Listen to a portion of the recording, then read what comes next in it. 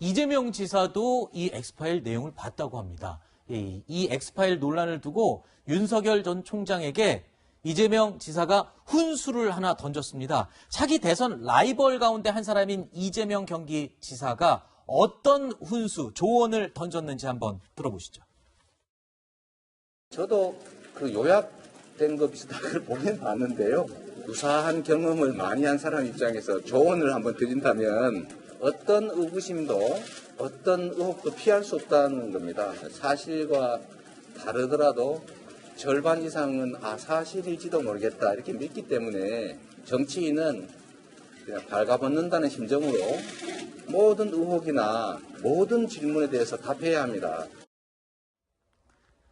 자, 정치인은 발가벗는다는 심정으로 검증에 응해하고 대응해야 된다. 특히 대선 주자의 경우는 더욱더 현미경 검증을 들이대니까요. 자, 이재명 지사는요, 자신이 유사한 경험을 많이 했다라고 직접 언급할 정도로 실제로 진짜 다양한 의혹에 휩싸였었죠. 단도직입적으로 그냥 여쭤볼게요. 까만 점이 있으십니까, 거기에? 도정백일 질문인데 단도직입적으로 말씀드리면 저는 몸에 점이 없습니다. 조그마한 것들 있겠죠. 뭐 잡티 이런 거 있지요. 근데 점은 없습니다. 동그랗고 까만 점 없으세요? 전혀. 뺀 적 없습니까? 이런 얘기도 있던데. 만약에 제가 그 은밀한 부위에 점을 뺐으면 아마 토픽감 아니겠어요? 정치인은 이게 옷을 벗는다는 심정으로, 발가벗는 심정으로 검증에 임해야 된다는 말이요. 이게 굉장히 중의적입니다. 모든 검증에 응해하고 또 그거를 겪어야 된다는 말도 되지만 이재명 지사는 실제로 신체에 점이 있는지 병원에서 옷을 벗고 검증을 받을 정도였었잖아요. 그러니까 이재명 지사 말씀이 맞아요. 네. 근데 그때 당시에 누군가가 점이 있다라고 얘기를 해줬던 거 아니에요. 그러니까 병원에 가서 점이 있는지 없는지 한번 보자. 지금 이렇게 했던 거 아니에요.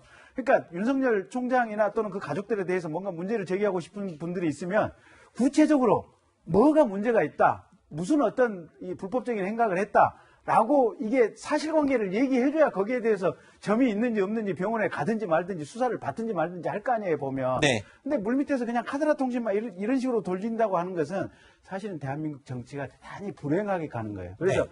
저는 민주당도 그렇고 국민의힘도 그렇고 유력 대권주자인 윤석열이나 그 가족들에 대해서 검증의 포문을 들이댄다.